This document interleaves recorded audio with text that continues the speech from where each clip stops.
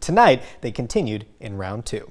Kemper County girls on the road facing the Spill City Oilers of Heidelberg. The Oilers unstoppable from 3 tonight. We see that early on from Jariah Farrell, draining the shot like it's nothing. The Wildcats would start to trail, but before the half, they made a statement, down by 8 at one point, and McMiller helps to alleviate that with the layup. Ariana Brown gives Kemper the lead. The Wildcats go up leading into the locker room. The second half, the battle would continue on, and this game came down to the final minute. Heidelberg continues to roll and will end up taking this one with seconds left. The Oilers advance and will take on Velma Jackson next Friday. And now it's the boys' turn. Kemper County taking on Heidelberg. The Wildcats getting into the net quick. Dirk Daniels with the offensive rebound. The guy could not miss tonight. Oilers Shelby shooting threes with ease. Kemper County's leading scorer, LeBron Johnson, on fire again tonight. He pushes his way through traffic for the layup. He goes on to score 37 again tonight. That's the second time this week he's put up 37 points. Kemper County, they win this one and advance 65-60. And now down to Quitman, where the Panthers were facing off against Bay High in their 4A playoff matchup.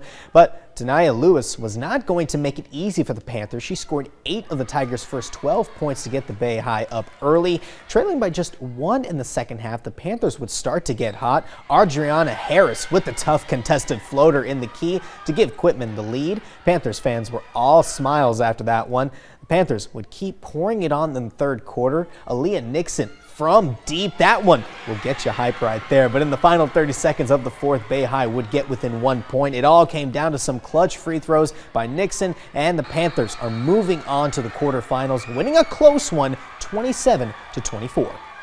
Biloxi hosting Meridian with a spot in the third round up for grabs. Pick it up in the third. Chenille Corpus kicks it up to Amari Meredith, drills the 3-ball. Meridian would get a quick answer. Kamari Hardy matches with a triple of her own. Biloxi was a scoring machine in this one. Chenille Corpus leading the way all night, creates space, lays it in for 2. The Wildcats are going to look for a late burst from Ebony Alford, though. Drives in and lays it in the third quarter as it ended, but Biloxi is off to the next round. They take it 53-34 over Meridian, and the Lady Cats season comes to an end.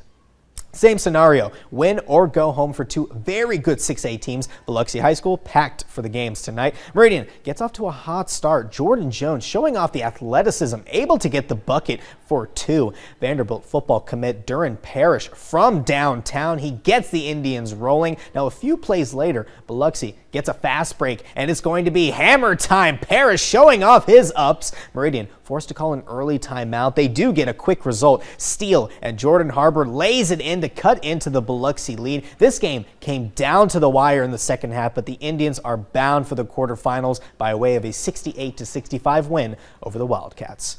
And looking at some of the other scores in the area, Lake defeats Pisgah 76-50 and is moving on. The defending champions Choctaw Central lose in a close one, 55-53. Newton County loses to South Pike 43-33, and Neshoba Central loses 58-56 to Lafayette.